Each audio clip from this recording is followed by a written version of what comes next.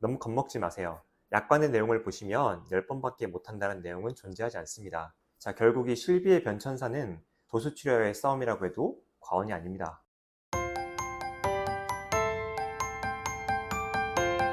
안녕하세요. 보험약이 들려주는 한의사 이영철입니다. 자, 오늘은 도수치료와 관련된 이야기를 한번 해볼게요. 도수치료는 실제로 받아보신 분도 많을 거고 받아본 적은 없어도 이게 들어본 적은 많으실 거예요. 2024년 하반기 비급여 통계 자료를 살펴보면 비급여 진료비가 많이 발생한 두 번째 항목이 바로 도수치료거든요. 1위가 상급병 실려온 걸 감안을 하면 실제 치료 중에서는 도수치료가 제일 비용이 많이 발생한 거죠. 자, 의료도 트렌드가 있습니다. 과거에는 이런 척추질환에 수술이 유행했던 적이 있었어요. 우리가 알고 있는 이 이름 있는 큰 병원들, 유명한 병원들 있죠. 자, 그러다가 한 10년에서 15년 전부터는 비수술을 표방하는 병원들이 많이 늘어났습니다. 이 비수술을 하는 병원에서 주로 미는 치료 두 가지가 주사치료와 도수치료였는데요. 각각의 장단점이 좀 있죠. 일단 주사치료 같은 경우에는 의사가 직접 수행해야 된다는 점이 있고 환자들이 좀 아파합니다. 실제 신경차단술 같은 거 맞아보면 되게 아프거든요. 반면에 도수치료는 의사가 직접 시행하는 게 아니라 별도의 치료사가 치료를 하게 되고 환자들이 주사에 비해서는 훨씬 덜 아파죠. 자, 이렇게 의사도 만족하고 환자도 만족하다 보니까 도수치료에 대한 니즈가 폭발적으로 증가했습니다. 그에 따라서 보험사의 이 재정 지출도 아주 많이 늘게 되었는데요. 그러다 보니 보험사에서는 이 손해를 줄이기 위해서 갖은 제약을 걸기 시작했고 약관을 개정하기 시작했습니다. 결국 이 실비의 변천사는 도수치료와의 싸움이다 라고 해도 과언이 아닌 것이죠.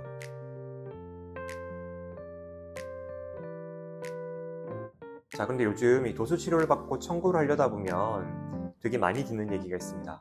도수치료는 10번밖에 보상이 안 됩니다. 근데 저는 참 의아했거든요. 도대체 이 얘기가 어디서 나왔을까? 그냥 약관상에서 도수치료를 10번밖에 못 받는다는 내용은 존재하지가 않거든요. 실제로 약관을 한번 되짚어보면 1세대 약관에서는 도수치료는커녕 비급여에 대한 얘기가 전혀 없습니다. 그때까지만 해도 비급여 의료비가 이렇게 많이 발생할 줄 몰랐었거든요. 그리고 외래 치료를 받았을 때는 1년에 30회 치료 제한이 있는 경우가 많았습니다. 따라서 이 약관이 적용이 되면 도수치료는 30번을 받을 수 있는 거겠죠. 다음 2세대 약관에서는 외래 기준에서 1년에 180회 치료를 받을 수 있고요. 비급여에 대한 언급은 있지만 도수치료에 대한 별도의 언급은 존재하지 않습니다. 그리고 이제 3세대 실비로 넘어와서 이때부터 도수치료가 별도의 항목으로 분류되기 시작했죠. 흔히 말하는 3대 비급여로 분류되어서 1년에 350만원 그리고 50회 치료 제한이 생기기 시작했습니다.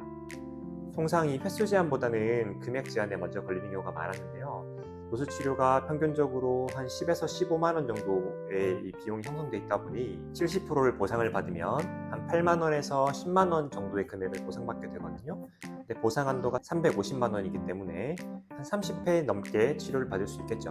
자, 이렇게 3세대까지는 10회에 대한 얘기가 없어요. 자, 그럼 이 10회 얘기가 처음 나온 게 어디냐? 일단 4세대 보험에 10회라는 얘기가 처음으로 등장하긴 합니다. 근데 이것도 내용을 잘 살펴보면 도수치료, 충격파 치료, 증식 치료를 합산해서 최초 10회까지는 보상을 하고 이후에는 객관적인 검사 자료를 통해서 증상의 개선이 확인된 경우에 한해 10회 단위로 최대 50회까지 보상을 하겠다라고 적혀 있어요. 자, 이 내용을 그대로 해석을 하면 10번밖에 못 받는다가 아니라 10번 단위로 중간 점검을 받아라.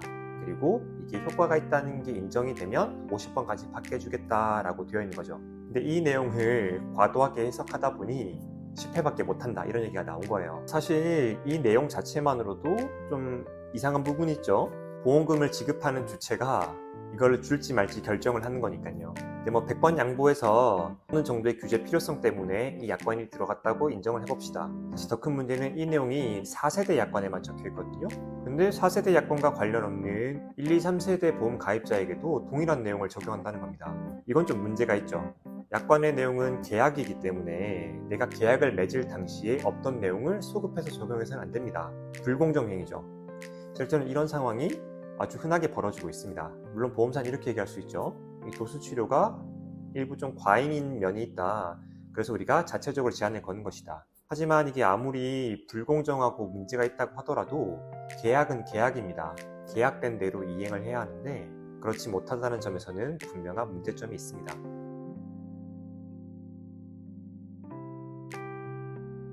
도수치료 10회 제한이 나온 배경에 대해서 한번 이야기를 해보았는데요. 우리 소비자 입장에서는 그러면 어떻게 대처해야 되는지에 대해서 한번 정리해 보도록 하죠. 우선 첫 번째, 너무 겁먹지 마세요. 약관의 내용을 보시면 10번밖에 못한다는 내용은 존재하지 않습니다. 10번 단위로 평가를 받아라. 그리고 이게 합당하다고 인정이 되면 지급을 하겠다라고 되어 있기 때문에 보험사가 단순히 실사를 나가겠다, 관련 서류를 내야 될 수 있습니다. 10번 이상 하게 되면 문제가 발생할 수 있습니다. 이런 얘기에 너무 겁먹지 마세요. 귀찮더라도 자료를 잘 챙겨서 증빙을 하면 충분히 치료를 받을 수 있습니다. 두 번째, 내가 낫고 있다는 객관적인 증거를 잘 수집해야겠죠. 사실 이 부분은 환자분들이 직접 해야 되는 일이라기보다는 의료진들이 해야 되는 부분인데, 의료진들이 진료를 보고 나면 경과 기록이라는 걸 작성합니다. 그 기록에는 당일에 환자분의 상태, 객관적인 검사 자료, 의학적인 검진, 여러 가지 소견들을 적게 되어 있는데요. 이 경과 기록이 도수 치료를 할 때마다 충실히 작성이 되어 있다면 이 자체만으로 보험사가 요구하는 충분한 근거 자료가 될 수 있습니다. 따라서 치료받는 중간중간 경과 기록을 별도로 발급받아서 확인해 봐도 좋고, 내용이 충실하게 기재되어 있지가 않다면 의료진들에게 내용을 보완해 달라고 부탁을 해볼 수 있습니다. 자, 그리고 마지막 세 번째, 조항의 내용을 보시면 최초의 10회까지는 보상을 합니다. 따라서 이 10번까지는 영수증을 모아서 한 번에 청구해도 상관이 없어요. 다 지급이 될 거니까요. 그런데 10번을 넘어서는 순간부터는 보험사가 언제든 태클을 걸 수 있습니다. 따라서 진료비 영수증을 모아서 한 번에 청구하지 마시고 매번 치료할 때마다 개별적으로 청구하는 게 좋습니다. 만약에 내가 이러한 내용을 모르고 영수증을 모아서 청구를 했다고 생각을 해볼게요. 그러면 치료를 20번 정도 받고 나서 한 번에 모아서 청구를 하게 되면 10회까지는 정상적으로 지급되겠지만 나머지 10회분에 대해서는 보험사가 지급을 거절할 수 있어요. 그리고 사실 이 금액이 100만 원 이상이 되는 금액이다 보니까 일종의 볼모가 될 수 있습니다. 그래서 환자분 입장에서는 저 돈을 못 받으면 어떡하나 이런 걱정 때문에 보험사에게 강경하게 대응하지 못하는 경우가 많은데요. 만일 내가 이거를 개별적으로 한 번 청구하다 보면 보험사가 매번 지급을 하다가 어느 순간 지급하지 않는 순간이 생길 거예요. 하지만 그게 1회분에 해당하는 영수증이다 보니까 10만 원이 조금 넘는 금액이죠. 설령 내가 받지 못한다고 하더라도 10만 원 조금 넘는 금액을 못 받는 것이기 때문에 보다 강경하게 대응할 수 있습니다. 따라서 영수증을 너무 많이 모아서 한 번에 금액을 청구하지 마시고 번거롭더라도 10번을 넘는 순간부터는 매번 청구하시기를 권해드립니다.